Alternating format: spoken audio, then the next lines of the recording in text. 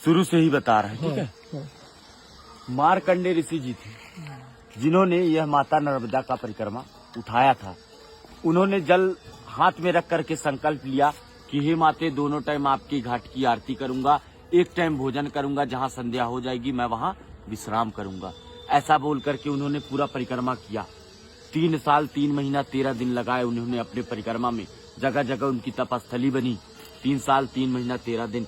तभी मार्कंडेय ऋषि जी ने ऐसा कहा कि मैं मार्कंडेय ऋषि माता नर्मदा का परिक्रमा सबसे पहले कर चुका हूँ। जब उनको सबसे पहले करने का अहंकार हुआ तो मैया का नाम है नर्मदा, नर्मदे हर। नर का मतलब होता है एक मनुष्य, मत का मतलब उसका अहंकार, और हर का मतलब हरने वाली, नर के मद को हरने वाली। मार्कंडेय ऋषि जी का अहंकार टूटा, मार्कंडेय ऋषि जी खंडित हुए। जब उनको ये प्रतीत हुआ कि अब माता नर्मदा का परिक्रमा तो कोई नहीं कर पाएगा, इसके कारण उनको वो दूसरी बार कोशिश किए।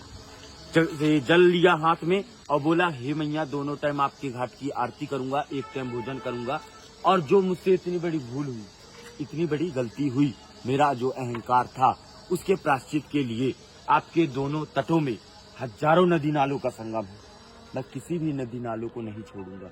उन्होंने सभी का परिक्रमा किया, किसी नदी नालों को नहीं छोड़ा। 27 वर्ष लगे थे उनकी परिक्रमा में, 27 वर्ष। और मार्कंडेय ऋषि जी का यही कहना था कि जैसे हिमालय में जाते थे महिलाएं मोक्ष की प्राप्ति के लिए, ये नर्मदा परिक्रमा में ही एक मोक्ष है। 2 मिनट आ रहा हूँ बस। मोक्ष का मतलब होता है किसी जीव के जन्म और मरण के बंधन से छूट जाना, ये मोक्ष का अर्थ है।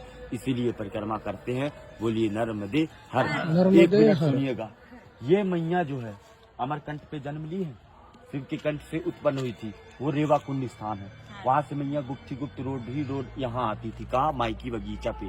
पूरे 12 वर्ष तक बचपना बीता है यहाँ पर। उनकी 5 सखियां थी, जोहिला, गुलबकौली, मालिनी, मलनिया और कपिला। 5 सखियों के साथ बचपना बिताने के बाद मैया का शादी तय हुआ।